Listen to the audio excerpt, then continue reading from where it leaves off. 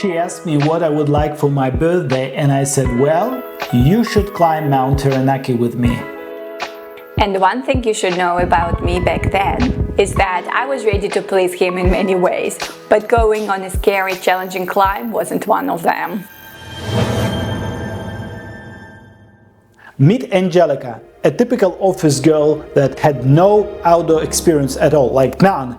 Most of her time was spent at work, studying in the uni. Well, she's done a few easy walks, but hardly coped with the famous Tongariro Alpine crossing in New Zealand.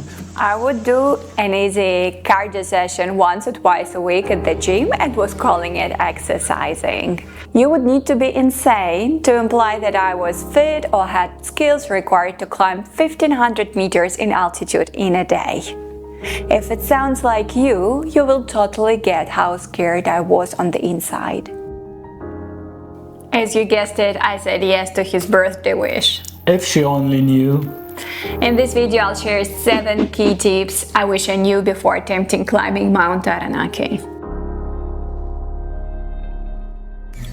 A fun fact about Mt Taranaki. Did you know that Tom Cruise filmed his The Last Samurai by Mt Taranaki? It's just because it's a twin mountain to Mount Fuji in Japan.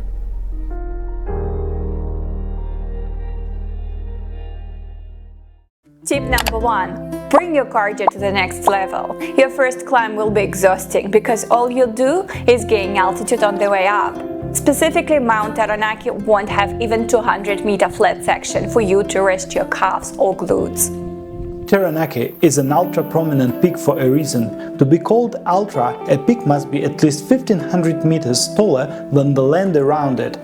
There are 1,514 ultra-prominent peaks in the world, and Taranaki is one of them. The reason why your cardio and hiking skills need to improve is because on the day you will have to gain 1.5 kilometers in altitude from the car park to the summit. And what is even more disappointing is that you will have to drop it all on the way down.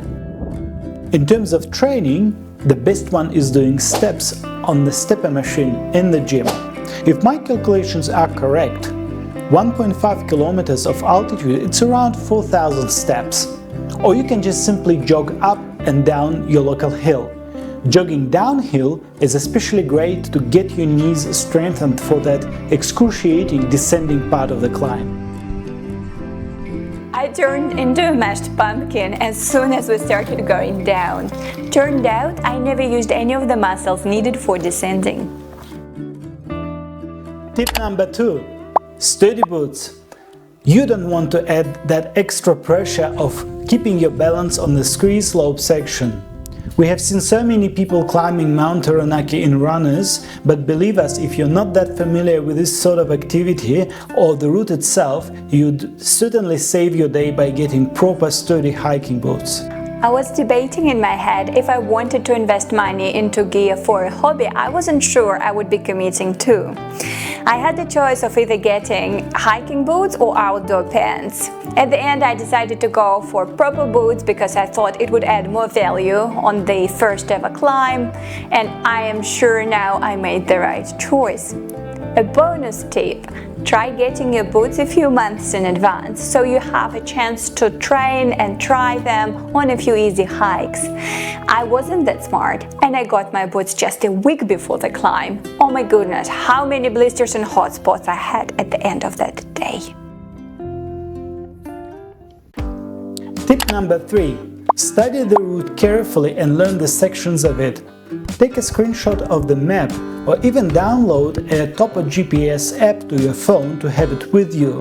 I'll drop the link into the descriptions below. By the way, in terms of the summit route, there are a few, but the most popular one is the one starting from the North Egmont car park. This is the one we recommend for someone that hasn't climbed Taranaki yet. Even if you go with your guy leading the way or with a group of experienced friends, know the route yourself. First of all, you won't annoy people around you every half an hour asking how much further to the top. And secondly, you never know what may happen. If for some reason you will be left alone, you will have all the tools to get down safely.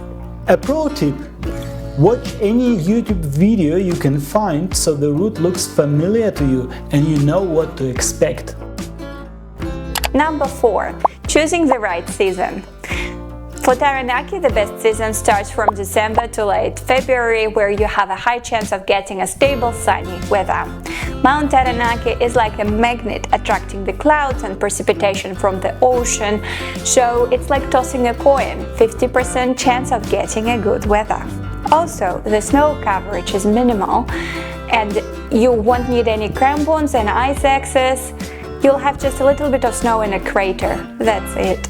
You don't want your girl to do all that hard work and not getting treated to the best views in the North Island. Great weather and clear skies would be the best reward for her sweaty suffering. I'll tell you a secret. The views from the summit of Mt Taranaki turned me into a mountain lover. I could see Mount Ruapehu in the distance. I could see the coast all around us. It was like looking from the space down and around. Stunning. Important. Check the weather forecast the night before you climb, as it keeps changing frequently. Tip number 5. Always carry a windproof jacket and a beanie. The wind can pick up pretty quickly, and if the weather turns bad, you'll thank me for having that windproof jacket on you. Also, remember to have sun protection for your head and use lots of sunscreen. I felt like it was sun's goal to burn my skin and scalp on that summer day. Tip number 6.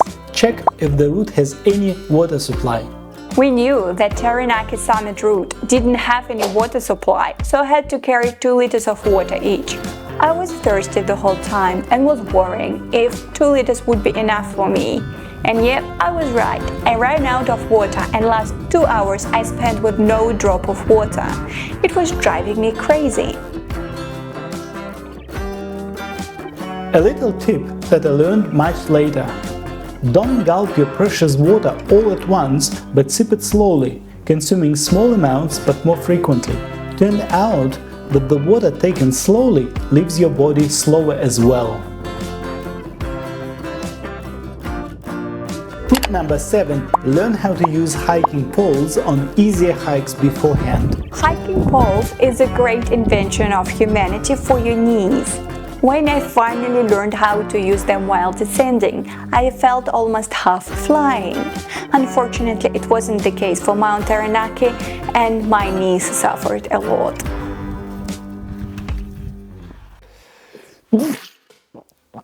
And now, the bonus tip. Allow yourself to sleep in the following day.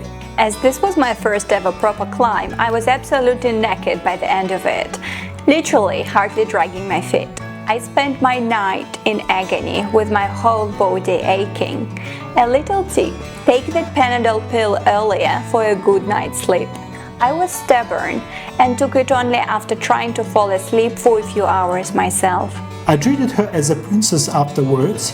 Well, I thought I was doing something special by booking hot pools for the following day, but it turned out it was kind of expected in exchange for her sufferings that she encountered during the summer day, all for my sake.